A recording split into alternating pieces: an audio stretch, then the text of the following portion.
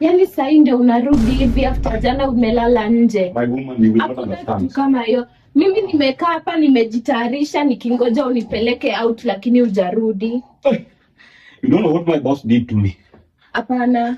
Hizo ni S. Wacha nikwambie. Jana. Mimi kazi, unajua kazi yenye tunafanyanga, unajua mimi ndio naiendelewa vizuri. Na tulikuwa na kazi mingi. So boss nikataa. Wewe uendi leo. Lazima malize hii kazi. Imagine nimelala nikifanya kazi mpaka asubuhi saa hii nikamwambia tu asa hii I must return to my wife. Nikamwambia I must now return to my wife. Mbona simu yako ilikuwa imezimwa? Hii simu boss aliniambia zima simu ndio ufanye kazi. Juu unajua watu wa kazi wanapiga simu sana. Unajua mimi simu yangu inapigwa sana. So akaniambia weka simu flight mode.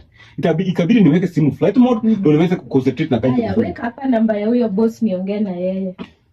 Sasa unajua boss sahihi, hata yeye sahihi amezima simu. Sahihi amezima simu juu kazi nimemwachia. Nikamwambia I must return to my woman now. She must be really missing me. So I had to run and see you. I know. Maybe ni either mimi nitoke ama wewe urudi kwenye umekuwa. So fanya hivi. Kama uniwekei namba ya boss. So fanya hivi. I will return to job. Narudi jioni. Yani na unaenda? Sasa si niweke basi chakula at least nikule. Hakuna chakula na kuwekea. Basi okay, I will order something, okay? But don't worry, I will save.